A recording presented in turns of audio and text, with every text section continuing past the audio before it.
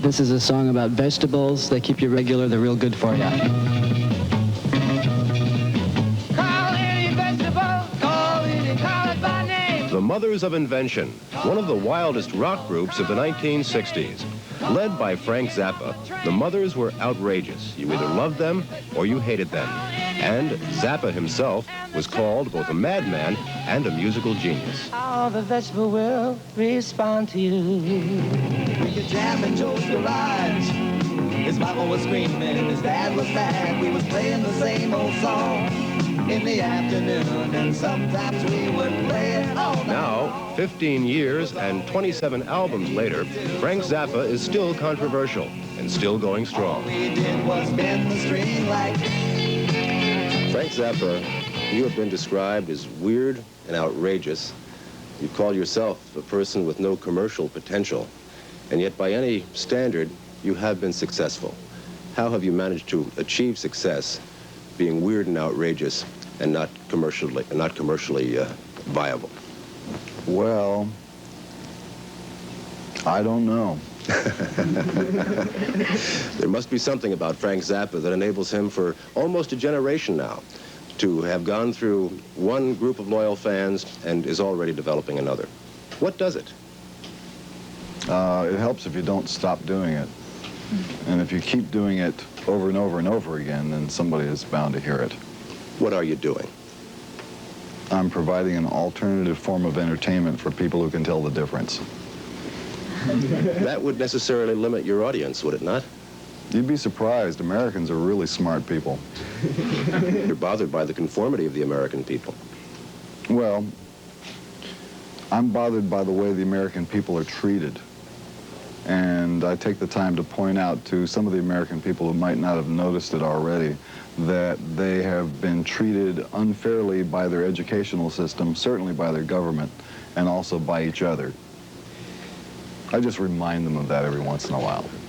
Our guest is Frank Zappa, a musician, that is, who was once told that he had no commercial potential, but who has since made some 27 albums, and is today one of the leaders of rock and roll. We'll be talking with Frank Zappa next on Probe.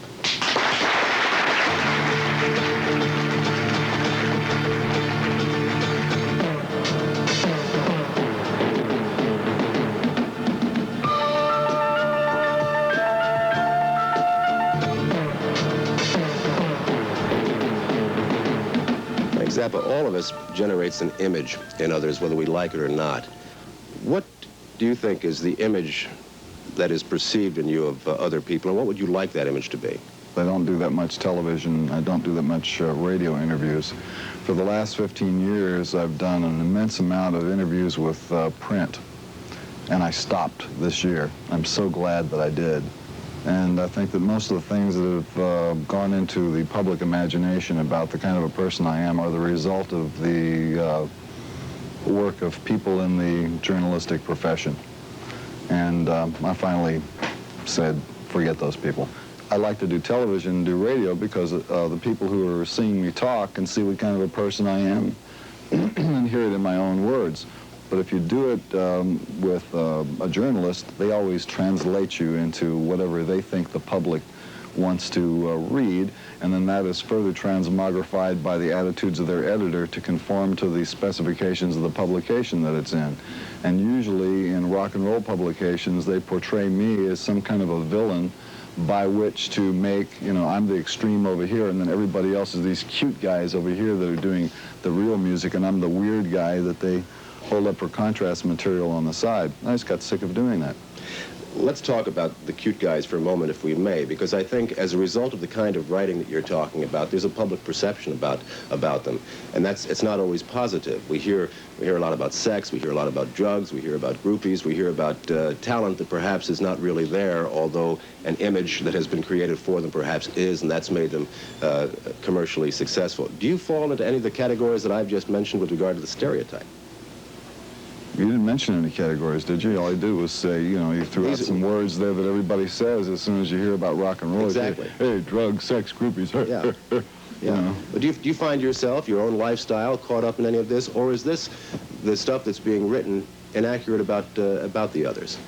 Well, let's just say this. The world is full of drugs, and it's not just used by rock and roll people. As we all know, lawyers and doctors crave it. So the people in government, they're deeply into drugs. You know, don't just blame it on the kids or the people who consume rock and roll music. I don't use drugs.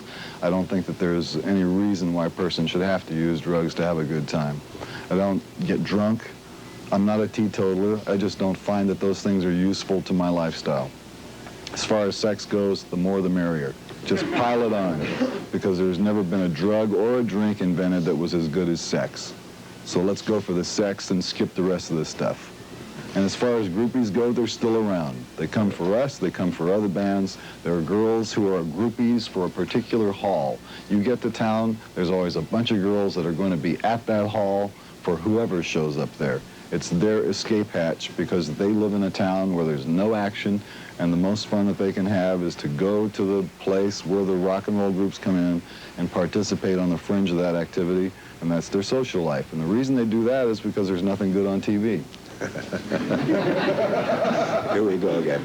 You're not getting any denial of that from this court. Frank, I'd like to go to a videotape now. During your recent concert here, we talked to some of your fans just prior to the concert, and I'd like you to react to what their reaction of Frank Zappa is. We'll have that tape in just a second. He's got a style all his own. Like, he doesn't, like a lot of new bands, they'll just change to, you know, what new kids like. But Zappa just plays what he thinks is great, you know, and he just keeps it going.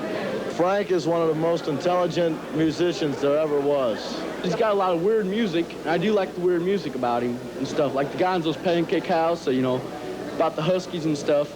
I just like the music about it. It's just weird. He's musically perfect. Well, he gets excited on the stage. I seen him one time out there with a toothbrush and a tube of toothpaste and a tooth, and he was chasing it around with a toothbrush. So he gets pretty wild. I like his music. He's got some really good music, and he's got some really old songs. He goes back from way back, you know. Yeah. Old-time rocker, and that's what we like about him. He rock and rolls.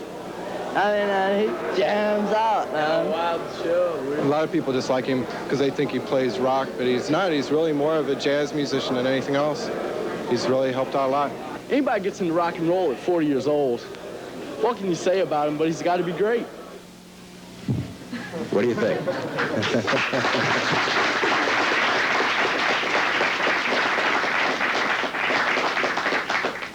Well, I think that was very cute. One of the things I found about it is very complimentary because it covered a tremendous range. I wonder how many people realize the range that you have in your music. Well, it doesn't make any difference. It's only entertainment. See, one thing that people forget about music in general is that it's designed to be entertaining. Even classical music, which Americans hold in some mysterious esteem, was originally designed as entertainment for a certain type of person. Whether it was a king or some geek in a church someplace, it was designed as entertainment. And if you perceive what I do as entertainment, then it works a lot better without trying to figure out what the mechanics of it are. Classical music has also influenced you, has it not?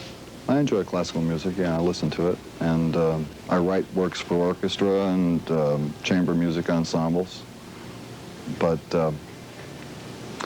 basically, I like amplified music. We'll be back with a videotape recording of Frank Zappa in action in just a moment, so please stay with us.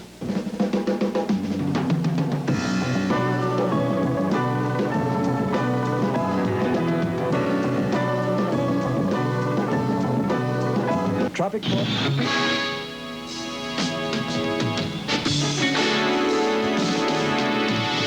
Here is Frank Zappa in concert from his film, Baby Snakes.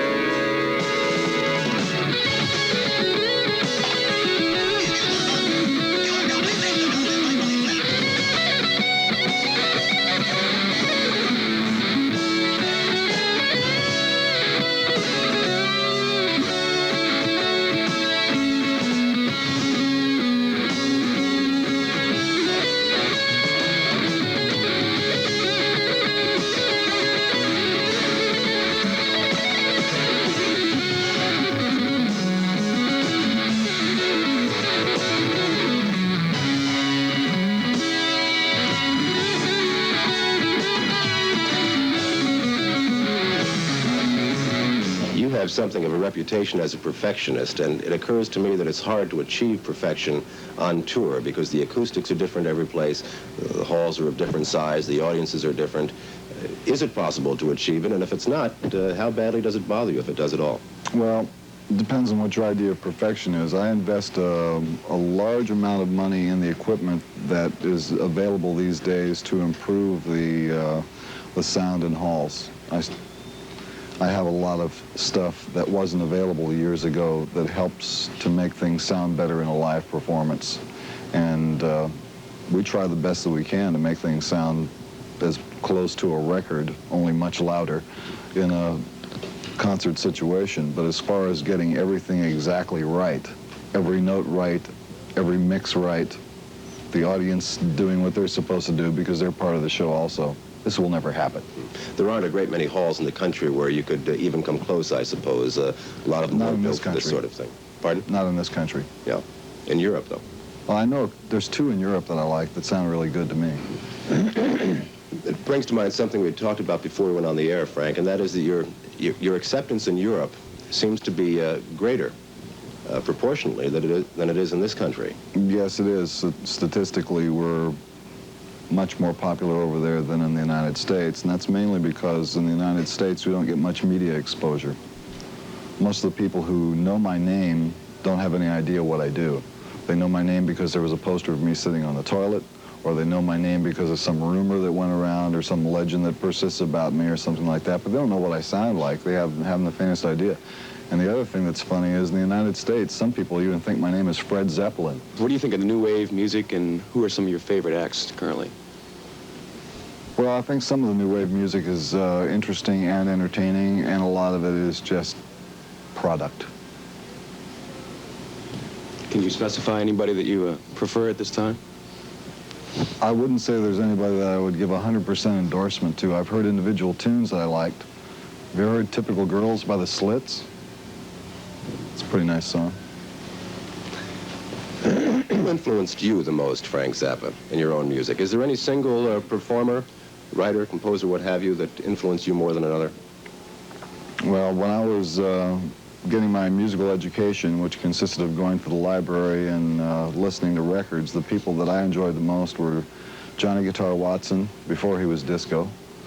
And even now that he is kind of disco, I still like him. But the old blues records that he did during the 50s I really enjoyed. I also used to like Clarence Gatemouth Brown and Howlin' Wolf and Muddy Waters, and I used to like the rhythm and blues singing groups that were, the quintets that were happening during the 50s. And I also liked the music of Stravinsky and the music of Edgar Varese and the music of Anton Webern. Those were the main things that influenced me. I also like folk music from various countries. I like Bulgarian music very much, and I like Indian music. What's wrong with disco? You mentioned that as if in total disdain. Did I misinterpret No, it's not a matter of total disdain. I appreciate the fact that disco must exist for the people who need to consume it, and it fulfills a very necessary social function in our society, same way that pornography does. You said a few moments ago that that what entertains is worthwhile, and I assume that's what you're applying. Right. I think that it's so hard these days to have a good time, with conditions being what they are, that anything that you can do to amuse yourself or amuse somebody else is a positive value. Before we go to a break, I want to take one more question for Frank Zappa. Please stand, if you will. I've always admired your lyrics. Do you consider yourself a genius? Well, I'm a genius, but don't hold it against me. Oh, I think it's wonderful. It's a living. Frank Zappa is our guest on Probe. We'll be back with more questions in just a moment, so please stay with us.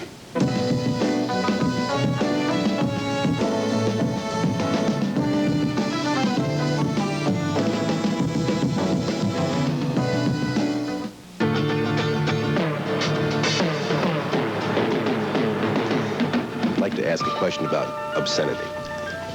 You believe in that stuff? Only what I read in the papers, right? Frank, you know that there are people who've called your music obscene. They've used that word. Well, they're extremely uninformed. Let me tell you something about obscenity. There is no noise that you can make with your mouth. There is no word that you can write on a piece of paper that is so powerful that it will send you to the lake of fire upon contact. This is a pure fantasy. And as long as people allow any agency to maintain the fantasy of obscenity as a danger to the community well-being, that means they can leave in place the mechanism for censorship that also makes it possible to keep other pieces of useful information from your mind.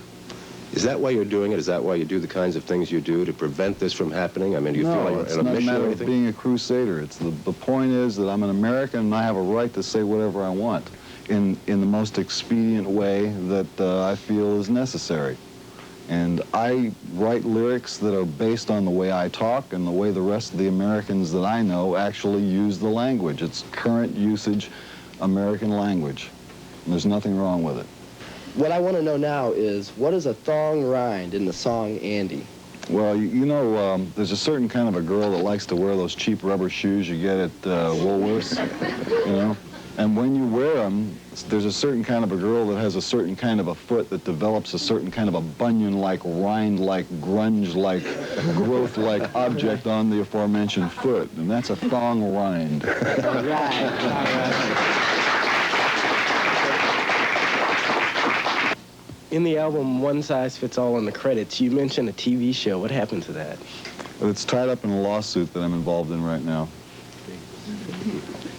That's what I do in my spare time. I make lawyers happy by giving them immense amounts of money.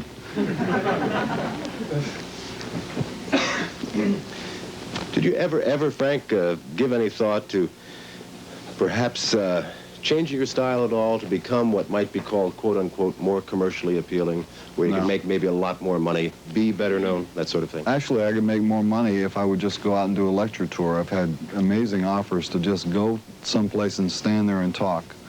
And the amount of money that they would pay me to do that versus what it costs me to tour right now with a rock and roll band is fantastic. If you could stand to go someplace and just talk for an hour. On what subjects particular? Anything. These people say, hey, just come here and talk about anything. We'll give you thousands of dollars. An agency called up, I'll book you a lecture tour. You can go out and lecture. It is a lucrative business. I know Henry Kissinger makes $15,000 every time he opens his mouth on that tour. That's not bad. What do we lose then? Pardon? What do we lose when he opens his mouth? Will we see any other artists on Zappa label? No, because the Zappa label was a subsidiary label deal with Phonogram, and that's no longer operative. And we saw some video on Saturday Night Live. Will there be any more, like maybe a special program?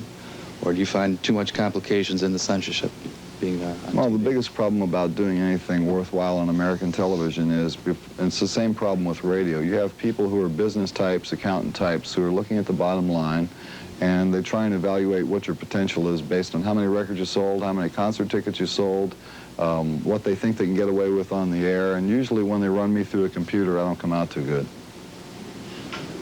Another one right here.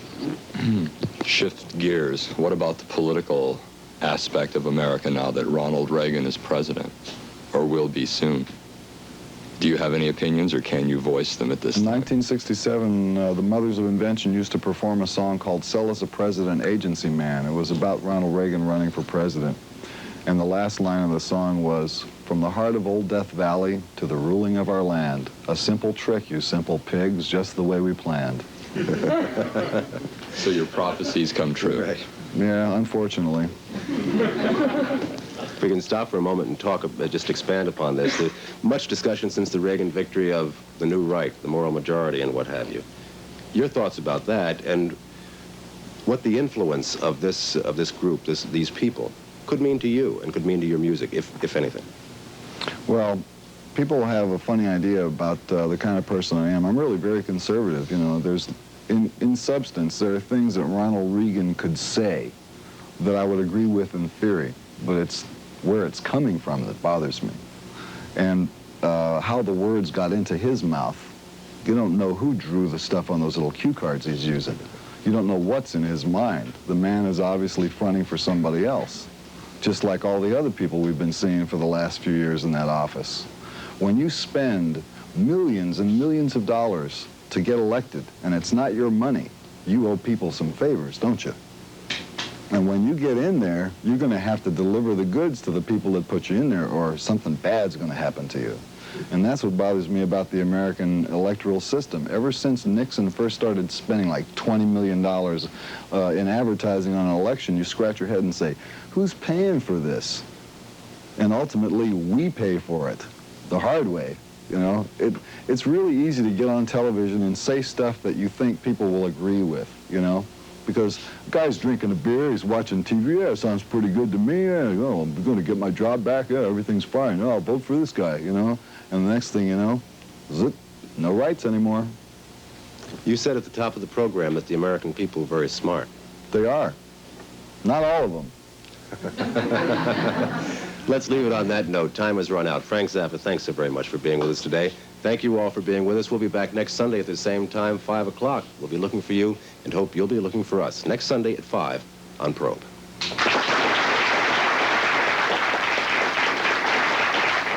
Out in Joe's garage, we didn't have no dope or LSD, but a couple of quarts of beer would think so. Join us next week to meet the woman whose work inspired the new film 9 to 5. Karen Nussbaum, the head of Working Women, next Sunday at 5 on Pro. Play it again and again and again, 'cause it sounded good to me. One more time.